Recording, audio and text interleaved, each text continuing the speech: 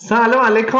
اومدیم با سری 4 سمهای اینستاگرامی. بریم آقا، بریم سری 3 که تموم شد، بریم سری 4 ببینیم که دوستان برامون چه کردن. براتون یه 7-8 تایی آوردم دور هم بتره کنیم. بریم اولیشو ببینیم. وقتی دوست دهنش بومیده چجوری بهش میگه که ناراحت نشه؟ شام گوه بخوردی مگری خالص دهنه گیلانی بودش، میگه شام چه گویی خوردی دهنت چه موی میده. خب خودش خوشم میاد، لهجه تر و تمیزی دارن، تقریبا دست ژاپنی نمیده. یه دور دیگه گوش کنیم. شام گوه بخوردی مگری خالص دهنه قشنگ انگار ژاپنیه، یعنی یکی ندونه این کجاییه میگه ژاپنیه، یه فارسی نفهمه. خوب بودیم. اینو ببینیم آقا. ببین تو واسه هر کیلاتی واسه ما دونی شکلاتی. آره چنده شد.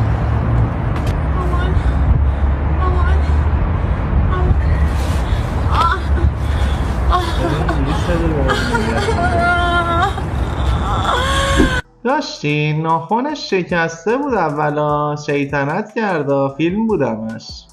اولشو ببینیم دوباره، نها کن اینجا رو.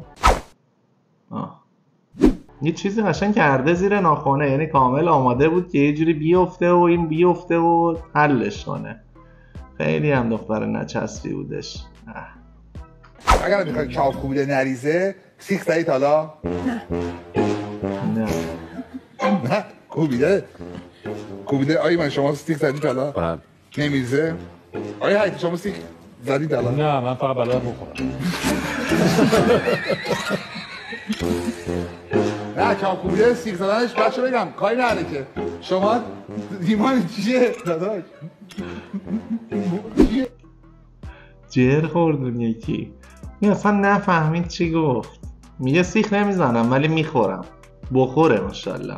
واقعا کی فکر میکرد از اخبار گفتن به خوردن تو تلویزیون برسی؟ بگن سیخ میزنی که نه میخورم. واقعا عجیب شده، دنیای عجیبیه این صدا و سیما. خیلی عجیب شده، تقریبا پر بودین. مشکل اینجاست که ما هنوز نحوه صحیح دستشویی کردن رو بلد نیستیم. اگر بگم نصف سکته ها و مرگ ها در دستشویی و یا بعد اون اتفاق افتاده، واقعا اغراق نکردم. هنگامی که سر توالت میشینید فشار بالای خودتون نیارید. آقا زور نزنید، باعث بیماری های قلبی و باعث سکته مغزی میشه، مخصوصا در سالمندان. نکته دیگه که خیلی از افراد رعایت نمیکنن، طهارت با آب گرم و زور زدن باعث بواسیر یا همون هموروئید میشه. راستی استفاده از دستشویی ایرانی از یک سنین به بعد واقعا سمه. از طرفی دستشویی فرنگی دفع کامل رخ نمیده. پس چیکار کنیم؟ از دستشویی فرنگی استفاده کنید و یک میز یا صندلی زیر پای خودتون قرار بدید تا اون زاویه 30 درجه تشکیل بشه و دفع کامل رخ بده. مراقب خودتون باشید. ایشون دکترای ریدولوژی داشتن. گذشته از این اکثر حرفاش واقعی بود، یعنی درست بود به نظر من. همه حرفاش یه جورایی درست بود ولی خیلی حس جالبی نداشت. خیلی با جدیت داشت راجع به ریدن مردم نظر میداد. یه آنباکس جذاب داشتیم جناب کیوان برای نامزدشون. اول این مناسبتش چی بوده سرکار خانم؟ بیشتر آقا کیوان نی بابا کیوانه. سالگرد دوستیشون بوده. یه دونه آیپد پرو، یه 13 پرو مکس، یه واچ 945 و یه ایرپاد. جناب کیوان راضی هستید از مجموعه؟ من که راضی ام، شده که ایشون هم بپسند. یعنی میخوای نپسندی شما سرکار خانم این پکو؟ واقعا خیلی عالی بودش. ممنون از بچه‌ها. این تو رستورانه؟ چرا اینقدر میز و صندلی با فاصله از هم؟ مرسی متشکرم.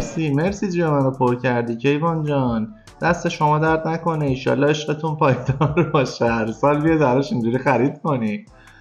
ولی چقدر هم زرنگه، خانومه رو نشون نمیده، آقا کیوان رو نشون میده. ولی این آقا کیوانی که من میبینم حداقل نوش باید 35 ساله باشه. شما چی فکر میکنی؟ یه سال هم هستش تو رابطن، یعنی آقا کیوان در این طول این سال چیزهای زیادی باید خریده باشه که این به سال کشیده باشه. بچه‌ها نظرتون چیه واسه مهاجرت بریم انگلیس؟ نه داداش انگلیس خیلی بارون میاد دلمون میگیره. من میگم بریم استرالیا. نه بابا استرالیا هم حشره زیاد داره من میترسم. بریم کانادا. نه بابا کانادا که خیلی سرده و اصلا خودشون خوب نمیشورن که. آره اینا مهمه.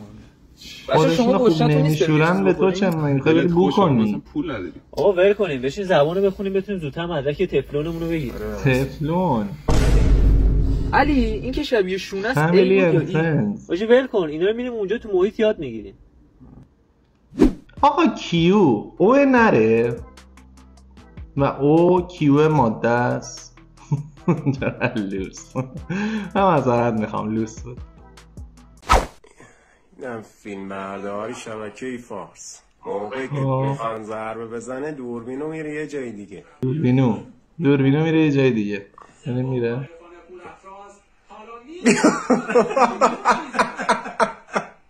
پشمام راست میگه. خدا وکیلی به خدا دیوونه شده.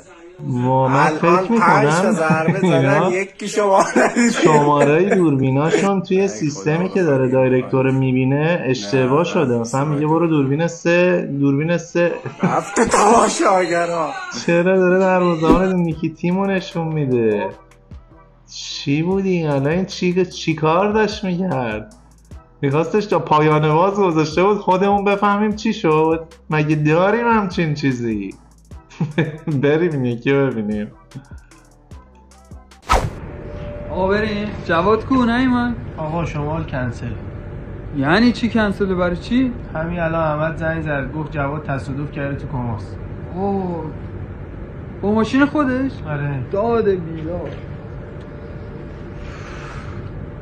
و الان با ماشین کی بریم؟ میگم جواد تصادف کرده تو کماس. بریم شمال؟ ما چیه؟ خب کلید ویلا دست جواده. بریم کجا؟ وقتی میگم تو یه اکیپ همه سرمایه دست یه نفر جمع بشه اشتباه همینه دیگه. چقدر گفتم این پسر کامران بچه پول داره. آقا بیاد با این یه طرح رفاقت بریزید. جواد دیگه یه موقع یه چیزش میشه لنگ نمونید. الان 3 روز تعطیلاته. باید بریم خونه حمید بشینیم آقا با اون لنگای درازش هی رژه بره بیاد نشمون نشه اوستا. بنگی نزنیم اوستا. چیکار میتونیم کنیم؟ بریم خونه حمیدی. تمیز بود خدایی. هم بازیش خوب بود هم داستان خوب بود. این قسمت که میگه نشه نکنیم اوستا اونجاش هم دوست داشتم. حسش خوب بود. کلا این بلک فریه فکر میکنم اسم این دوستمون. خدای ویدیوهای خلاقی میده. آفرین. خب امیدوارم که حال کرده باشید. تند و سریع براتون میخوام از این بعد ویدیو بدم. تپ تپ تپ تپ تپ ببینیم چه خبر بوده. هفته دیگه میبینمتون. لایک، سابسکرایب، کامنت یادتون نره. عشق منید. دوستون دارم. فعلا خدافظ.